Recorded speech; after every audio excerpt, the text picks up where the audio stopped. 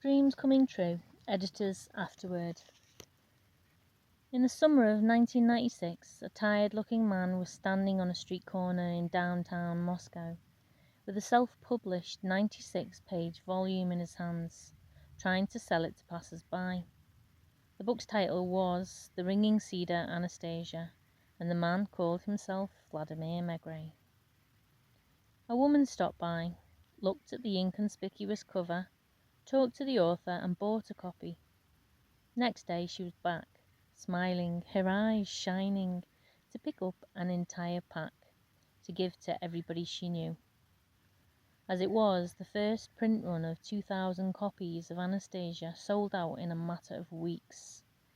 What happened next was as miraculous as the story Vladimir Megre had written down. New print runs, first of 2,000, then of 10,000, sold out within weeks. Not long afterward, millions more were printed and sold. By 1999, Vladimir Megre was one of Russia's most popular authors, and the 7 books published to date have sold over 10 million copies in their original Russian alone, not counting their translated editions in more than a dozen languages. The books in the Ringing Cedars series started producing incredible changes in people's hearts and minds, the effect of which is now being felt throughout Russia and beyond. What happened here? How can it be that, with no advertisement other than word of mouth, this book by an unknown author became a national, then an international bestseller? Distributed initially by readers alone before it was accepted by even a single bookstore? How can it be that one copy from this first 2,000 copy print run actually found its way to the stacks of the US Library of Congress? Why have people of all ages, from school children to pensioners, and in all walks of life, from teachers to public officials, from scientists to clergymen, felt such inspiration from the book to the point of writing poetry and creating works of art? Why did a former member of the Russian Parliament, an economist by the name of Dr. Viktor Medikov, write an entire book, Putin, Megre and Russia's Future, stating that the Ringing Cedars was becoming Russia's new national idea? Why did the Supreme Mufti of Russia, Talgat Tajuddin, publicly declare in a televised interview, "I love these books. I read them and get a lot out of them for myself"? Why have leaders of other confessions made equally laudatory remarks? Why did my mother once bring home a copy of Anastasia from her yoga class on the recommendation of her instructor and gingerly request that I read it? Why, when applying to enter the doctoral program in forestry at 6 top-rated American universities, I submitted a research proposal based on the ideas set forth by Anastasia, I was accepted by all of them. 4 of the schools, in fact, offered me full financial support with a scholarship. And here I am now at the University of Missouri, at Columbia, writing my PhD dissertation on the significance of ideas from the Ringing Cedars for the future of forestry and agriculture in Russia and the world as a whole. But here comes the most striking part. How can it be that all these developments, from the wild popularity of the Ringing Cedars series to the outpouring of readers' poetry and art, had been described in the very first book before coming to pass? As it is, true to what Anastasia said in the very first volume, millions of people have been moved by her words. Many thousands have planted trees, written poetry and songs, or created works of art, all inspired by the book. Readers' clubs have proliferated throughout Russia and abroad. Numerous readers' conferences throughout Russia and Europe have brought together thousands of people asking questions they had never even thought of before. In just the scant few years since the book's initial publication, Russia has witnessed the birth of a powerful eco-village movement, inspiring thousands of people to leave their jobs in large cities and, despite formidable obstacles, move to one of the many eco-settlements now sprouting all over the country. Russian emigrants to Germany, America and Canada have been flocking back to their homeland to establish new self-sufficient homesteads on their ancestors' lands. In the eco-village where my family now owns a plot of land, our neighbours include economists, singers, entrepreneurs, engineers, writers, mechanics, managers and executives, artists, peasants, young families, single mothers, pensioners and even school children, coming from all over Russia and other countries once part of the Soviet Union, from Moscow to Irkutsk, from Ivanovo to Kazakhstan and Tajikistan. Whence comes all this inspiration? The answer is simple. Anastasia resonates so strongly in tune with people's hearts that one cannot fail to inwardly recognise the truth emanating from it. How many times have I heard personal examples of this instant recognition? People who have been searching for years or decades for meaningful answers to questions on the purpose of life, on man's place in nature, have finally found them in this book. But should it be surprising that the image of a way of life founded on the ideals of love, beauty, and non-violence, as presented by Anastasia, would resonate so strongly with our inner self? After all, does not every one of us want to live in a free society of kind and happy people, in a world without wars, crime, or oppression? In a world where not a single tear need roll down a child's cheek, and where families live in love and prosperity? Do we not want to live without monstrous industries destroying and polluting both nature and man? Do we not want to enjoy creative labour for the benefit of both our families and our communities, instead of suffering through boring jobs merely to enrich faceless corporations? Do we not want a society based on mutual help and cooperation rather than competition? But, you may say, this was just Anastasia's dream, or just Vladimir Megre's dream, and a dream is simply a dream. But cannot each of us dream of a desirable future and then act to bring this future about? It is not what John Lennon was singing about in his Imagine. Is it not what John Lennon was singing about in his Imagine song? You may say I'm a dreamer, but I'm not the only one. I hope someday you will join us, and the world will live as one. Is it not what one of the greatest economists of the 20th century, E.F. Schumacher, was referring to in his seminal work, Small is Beautiful? Now, it might be said that this is a romantic, utopian vision. True enough. What we have today in modern industrial society is not romantic and certainly not utopian as we have it right here, but it is in very deep trouble and holds no promise of survival. We jolly well have to have the courage to dream if we want to survive and give our children a chance of survival. The crises of the industrial society will become worse and end in disaster until or unless we develop a new lifestyle which is compatible with the real needs of human nature, with the health of living nature around us, and with the resource endowment of the world.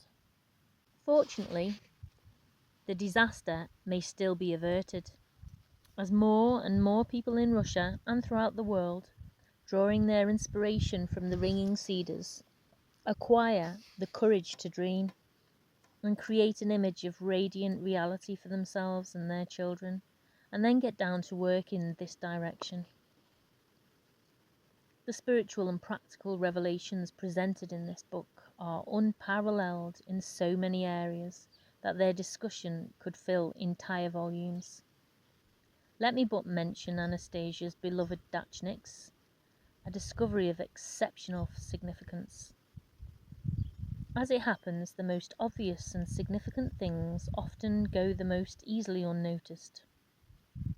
This is particularly true about Russia's Dacha movement. Judge for yourself. Anastasia and Vladimir Megre were the first to speak about the importance of Dachniks. Now it turns out that according to widely available official statistics, published every year in Russia's primary statistical source, Rossiya v. Trusvik, over 35 million families, and this amounts to 70% of the country's population, grow their own food on their plots and collectively provide far more vegetables, fruit, and even meat and milk than the whole country's commercial agriculture taken together. Why had nobody paid attention to these numbers earlier? Why didn't they ever surface in the discussion on the present and future of Russian, and indeed the world's agriculture? Why did nobody take seriously President Boris Yeltsin's confession that he was spending his weekends tending a vegetable garden, growing potatoes and radishes? Should you choose to research for yourself the questions discussed by Anastasia, you will soon discover the truth of her assertion that her knowledge is already shared, at least partially, by a number of people in our world, and that collectively they know practically everything, only they do not fully understand how it works. Take communication with plants, for example. It sounds incredible at first, but it only requires a reading of Peter Tompkins and Christopher Bird's well-researched The Secret Life of Plants to gain an entirely new perspective and conclude, she must be right. But could it be possible that all diseases are curable through such interaction with plants, as Anastasia argues? It would take a complex and lengthy scientific study to test this hypothesis. Fortunately, this is not necessary, as, in addition to a growing number of personal testimonials from thousands of people, there is factual evidence at hand that can dispel any doubts. Over centuries and millennia, the Hunzakut, a people living in a valley in northern Pakistan, have been practicing an agriculture very similar to the one described by Anastasia, eating food exclusively from their family garden plots, and thus establishing a closer and information exchange between people and their plants. They are recognized as healthy and long-living people on Earth. The Hunzakut live to more than 100 years, and men becoming fathers at age 90 is not a rarity. Can it be that this information exchange between a person and a plant Anastasia talks about is the missing link to understand human nutrition? Even in the absence of scientific study, why not try it? The science will catch up.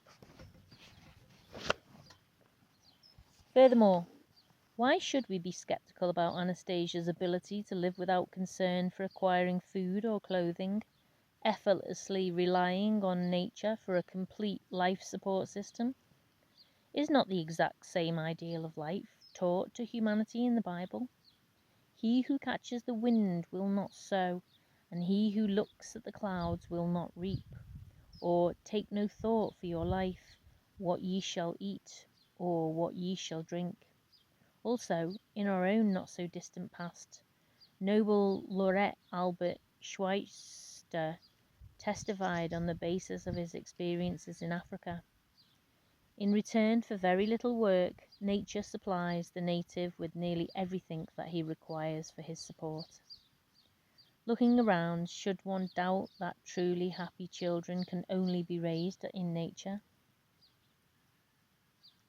Jean Lydloff, who spent 2.5 years in a society living in close relationship with nature, and consequently knowing no such things as crying children, crime, or depression, speaks about this in her book, The Continuum Concept, with very much the same conclusions as Anastasia. Again, this list could continue. In fact, researchers could and probably will write volumes of commentary on almost every statement contained in Anastasia. Yes, doubts naturally do creep in. It still sounds all too improbable to our traditional way of thinking. And even if the heart feels a genuine light emanating from the book, the mind often refuses to accept it as real. This is an all too familiar dilemma, fully experienced even by Vladimir Megre himself. However, as the series progresses and you come to embrace the ever more significant revelations set forth in the subsequent volumes and immerse yourself in their ever more poetic language, the idea that it could all be simply thought up should gradually melt away. You hold in your hands a flower which will unfold its petals to reveal a most remarkable masterpiece, unique in all of Russia's literature, and possibly the world's as well. Indeed, its significance goes far beyond the literature. This book possesses a tremendous, unprecedented potential to change life on our whole planet for the better. Do you know of any other book that in a matter of just a few years has succeeded in not only stirring the hearts and minds of millions of people, but also arousing these same people to extraordinary acts of creation in their everyday lives, developing new modes of expression in all the arts, taking or embracing non-violent initiatives to preserve and enhance life on this planet as we know it? Every day more and more people are joining in. Now that The Ringing Cedars is globally available in English, the realization of Anastasia's dream is certain to take on planetary proportions. I have no doubt about it. In the winter of 2003, at my office in downtown Moscow, just one block away from the street corner outside the Taganskaya metro station where Vladimir Megre had been selling the first copies of his book only 6 years earlier, Igor Vladimirov, head of the Anastasia Readers Club in St. Petersburg, mused one day, looking at the snowflakes dancing outside the window. Wouldn't it be wonderful to have Anastasia published in English? It would, I agreed. You are a professional project manager and you speak English fluently. Isn't that true? Yes, more or less. Then why are you sitting here? We laughed. A subsequent change of circumstances and events led me to certain people, including Vladimir Megre himself, who became instrumental in carrying out the English translation project.